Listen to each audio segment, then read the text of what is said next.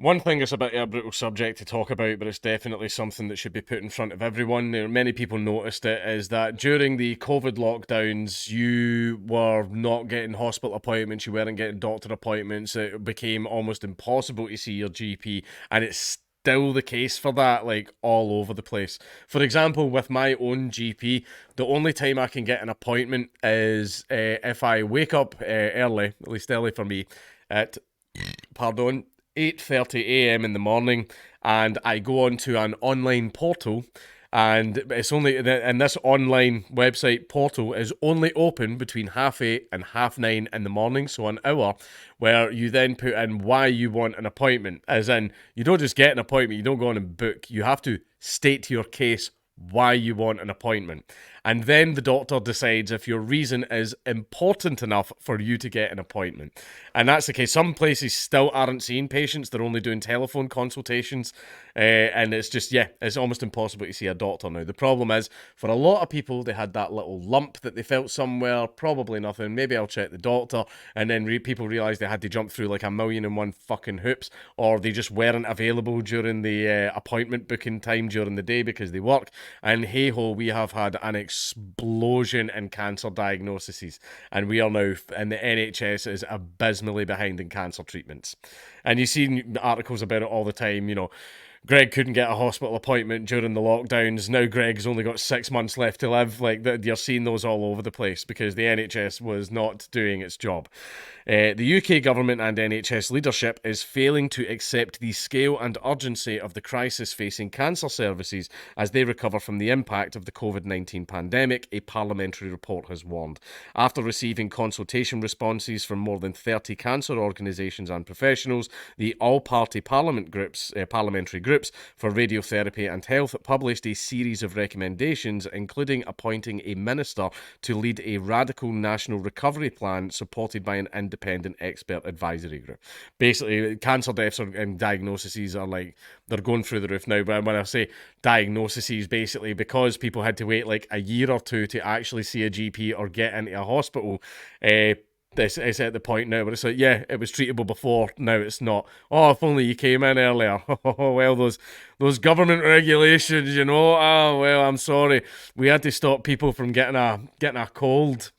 So yeah, sorry, Jim. Afraid that tumour's oh, your lymph nodes, whew, they're gone, pal. If only you came to us 6 months earlier. Their reports point to considerable frustration in the cancer community that more was not being done to prevent thousands of patients dying and presenting with advanced stage cancers because they weren't getting in and getting it diagnosed soon enough because of the COVID lockdowns. Outlining the recommendations at an online cancer summit, APPG for Radiotherapy Chair Tim Farron MP said the frightening cancer backlog was a preventable national crisis. Absolutely, yes, it was. He added that those working in cancer services have the expertise needed to tackle the backlog, but that can only happen if ministers are willing to accept there is a crisis, deliver vital investment in cancer services, and act quickly. The report notes that the pandemic came on top of the UK having the worst cancer survival rates in high-income countries due to the persistent underinvestment and bureaucratic blocks. In so many respects, the pandemic has amplified the weakness in our cancer services. We need the government to urgently deliver a fully funded national cancer plan to tackle the backlog and save thousands of lives, said Farron. The report concludes that cancer referrals and clinical pathways have been substantially disrupted during the COVID-19 pandemic, and with a growing backlog of tens of thousands of undiagnosed patients and exhausted frontline staff. Yeah, there's still a bunch of people like waiting on their biopsies and stuff like that. There's still tons of people who don't even know if they have it, but while they're waiting so long for their biopsy, that thing's just spreading and eating away at their fucking body. The NHS, yeah, woo, state healthcare. Hey, at least it's free. Yeah, we'll tell you you're dying.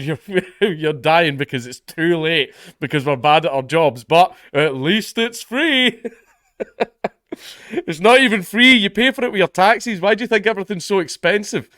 Exhausted frontline staff. It could take years to catch up. Well, don't worry. The queue will get a lot smaller as the years go by, if you know what I mean. The report states that this is the worst cancer crisis in the past 40 years, and that those working in cancer services are gravely concerned about the vast numbers of missing patients and how the extra capacity will be found when services are already stretched. To support this work, ring-fenced investment should be provided for cancer infrastructure, including a £325 million investment in diagnostic infrastructure recommended by the Royal College of Radiologists, as concluded in the report. One thing that people are saying as well is basically just have facilities that are just, MRI machines as far as the eye can see. Just as far as the eye can see. The problem is MRI machines are, wow, that's an expensive bit of kit. But an MRI machine it can tell you right away. They can turn around and go, shit, there's a tumour. Like, there it is. Oh, there's a shadow on this lung here, blah, blah, blah. And, like, they're really fucking good at it, which is why they're wanting shit tons of them, because they can just send a person in the room, let them go for a ride in the big Polo Mint for a second, and then they can spot it right away. So that's why they're trying to get all of those. The report also calls for a commitment to immediate funding for short-term solutions to the workforce crisis, and at least a 20% increase in the professionals needed to run cancer services. The report's final recommendation is to listen to frontline staff to implement existing technology solutions and cast away needless bureaucracy. Less government regulation. Hell yes. Giving examples of NHS tariffs, actively disincentivizing the use of more advanced equipment and techniques. The things that might actually cure and help people. Oh, because of these pesky government tariffs, we can't do that. I'm sorry. I'm sorry, Maureen. I know that you're 86 years old and you've paid taxes to us your entire life, and we have this machine sitting right there that can totally tell us what's wrong with you, but god damn. Do you have your affairs in order? And written evidence submitted to the APPG for Radiotherapy Cancer Research UK said cancer waiting time targets were routinely missed even before the pandemic, with 1 in 10 diagnostic posts vacant in 2018 to 19, and substantial investment needed in diagnostic equipment and technology. The RCR said the UK's radiologist workforce is now understaffed by a third, and clinical oncology consultants by 19%. It identified 3 key areas for improvement: workforce, modern technology to supply early diagnosis, and new models of delivering care. Jeanette Dixon, president of the RCR, said, "We back the report's key calls for officials to recognise the extremity of the cancer backlog and implement quick wins within the NHS, particularly around cutting bureaucracy, reviewing the NHS radiotherapy tariff, and supporting staff to improve services and update woefully outdated IT." In our submission to the APPG for radiotherapy, we also stressed how new operating models, including integrated imaging networks to support radiology teams and community diagnostic hubs to allow scanning away from acute hospital settings, have the real potential to help clear the backlog and future-proof care for our patients. She said, however, better technology, more equipment and new ways of working will only take us so far without a properly staffed workforce. Clive Pedo, clinical lead for radiotherapy at the James Cook University Hospital, Middlesbrough, who also provided a consultation response for the report, said he would strongly advise the government to implement the recommendations as soon as possible. And this is the problem when you're relying on the government for things like this, is the government is very slow. There is literally no incentive for them to give you fast, speedy, or good service. So, yeah, that's the problem when you're relying on the government for it all. Radiotherapy has been chronically underfunded, and there is an urgent need to update and renew equipment as well as invest in training and IT support, he said. A government spokesperson told the Lancet Oncology that cancer diagnosis and treatment had remained a top priority throughout the pandemic. Of the 2 million urgent referrals made, the majority saw a cancer specialist within 2 weeks. The NHS published their plan to recover cancer services, and we're providing an extra £1 billion to boost diagnosis and elective treatment in the year ahead, and investing £325 million in NHS diagnostic machines to improve the experience of cancer patients.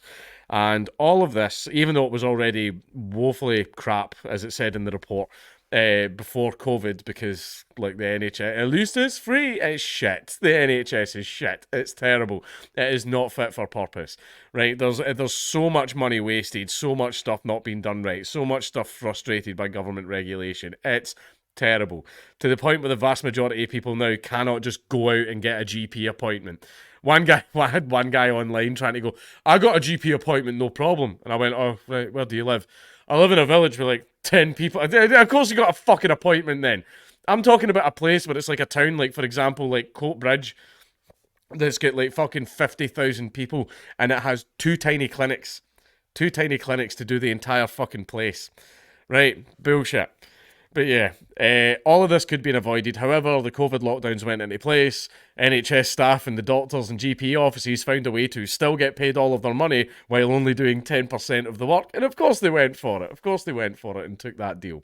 And as a result, we're now getting people dropping dead with cancer, or they're reaching the point where it's now untreatable and they're just dying when they could have been saved. Just one of the many wonderful things that the government's COVID lockdowns have done to us.